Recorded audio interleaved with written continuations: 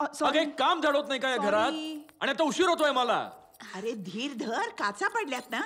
त्या काचा घ्या आणि घाला माझ्या तोंडात. Please cool down and have your coffee please. काय झालं दिनेश? मला डिवोर्स हवाय विभा. अरे काय बोलतोस तू हे? I want to fly because for me sky is the limit. जाऊ दे, उडायचंय ना तुला, जा उड जा.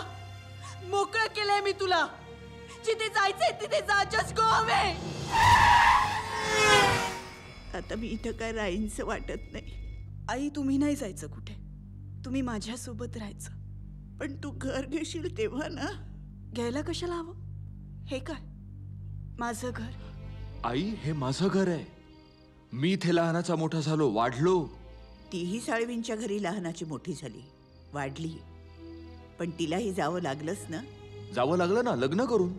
तसाच तूही जा लग्न करून.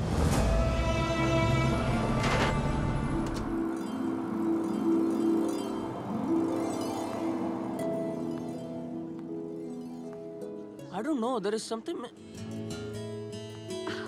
विभा? Sameer, oh my God.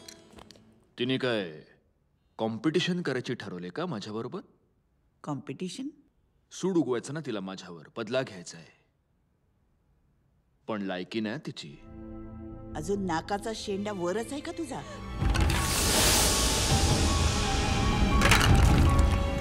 फक्त क्रिएटिव्हिटी करत राहिलास आणि आपलं जग उभं करत राहिलास. पण एका बाईचं क्रिएशन काय असतं? तिच्या देहातून एक अख्खा जिवंत देह निर्माण होतो.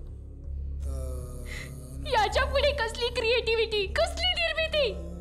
लग्नात तिच्या आईला वचन दिलं होतं मुलीसारखी जपेन म्हणून. विभा मला डिवोर्स दिल्यावर काय रस्त्यावर जाणार नाही.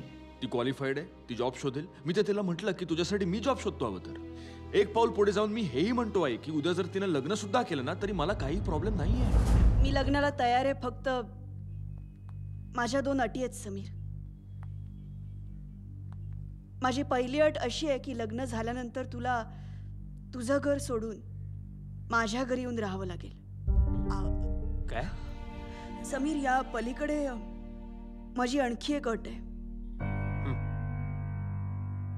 लग्न झाल्यानंतर तुला माझं नाव लावावं लागेल. तुला हे सगळं मान्य आहे?